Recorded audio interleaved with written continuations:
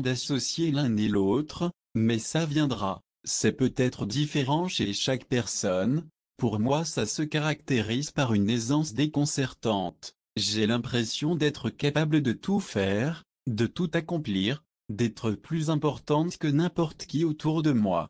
Comme si mon corps était soudainement envahi d'une grâce naturelle. Je vous assure, ce n'est pas un trait de caractère narcissique, mais plutôt ce que son énergie me fait ressentir. Comme je vous l'ai dit plus haut, elle provoquera très certainement un bon nombre d'effets secondaires. Dans mon cas, j'ai mis un certain temps à associer les deux puisqu'au départ j'étais dans le déni. C'est lorsque j'ai commencé à écrire mon journal et que je l'ai relu que j'ai vraiment pu voir à quel point, parfois le jour même, mais souvent le lendemain, j'ai été fortement atteinte de l'effet âme jumelle. En fonction de la force de son énergie à lui, ça pouvait facilement durer jusqu'à 3 jours, voire même une semaine. Et parfois c'était lui qui repartait complètement déboussolé et moi avec tous mes moyens. Je le savais parce que je le ressentais, mais aussi parce que mon ange me le confirmait. Quoi qu'il en soit, durant cette première étape, l'énergie est appelée à évoluer considérablement entre les deux amies jumelles.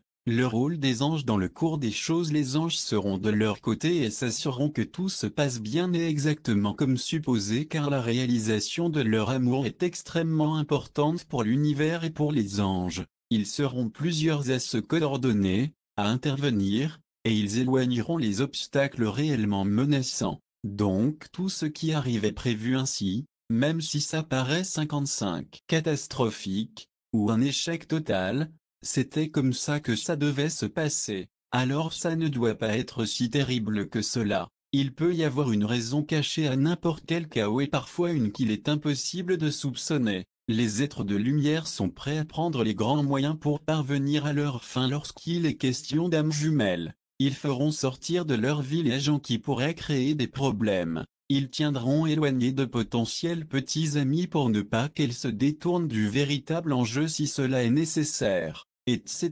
Et ils leur diront régulièrement de rester positifs, que ça vaut la peine d'attendre et ils n'hésiteront pas à leur rappeler que l'autre personne est la bonne, aussi souvent qu'elle en aura besoin, pour autant qu'elle les écoute. Ils enverront une panoplie de signes et ne la laisseront pas oublier son âme jumelle. Et celle-ci peut être assurée que sa moitié vit exactement le même supplice. Elle n'est pas la seule personne impliquée, elle n'est donc pas la seule à recevoir des signes. Ils m'ont déjà dit un soir de ne pas m'en faire, qu'il n'avait pas le choix de penser à moi car c'était terminé pour lui aussi les petites soirées tranquilles. Il était tout autant bombardé de signes que je l'étais. Dans certains cas, leur entourage sera particulièrement bien contrôlé. Par exemple, si elle est à la recherche de l'amour et qu'elle est du type fidèle, elle aura beaucoup de mal à rencontrer quelqu'un. Les anges veulent que le moment venu, elle soit disponible émotivement autant que physiquement. Si elle est engagée envers quelqu'un et qu'elle risque de dire « Tant pis, je reste avec mon conjoint ou ma conjointe actuelle »,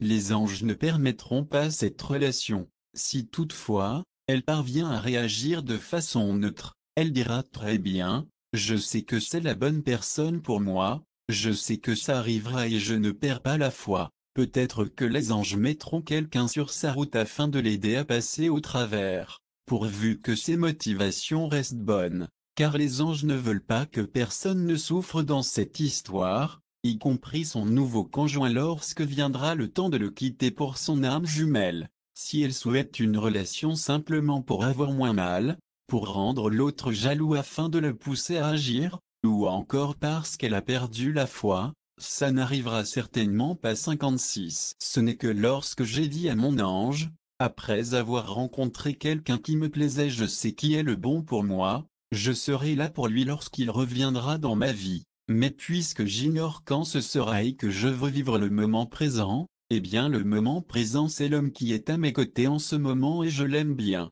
Permets-moi d'avoir une relation avec lui et laisse-la se terminer naturellement un peu avant le moment venu puisque toi tu le connais. J'ai aussitôt ressenti la joie de mes anges et ils m'ont assuré leur collaboration à ce niveau, parce que mes raisons étaient bonnes. L'homme en question me plaisait, même si je faisais la différence entre amour pur et affection. Je gardais la foi en eux, en mon âme jumelle. Je ne faisais pas cette demande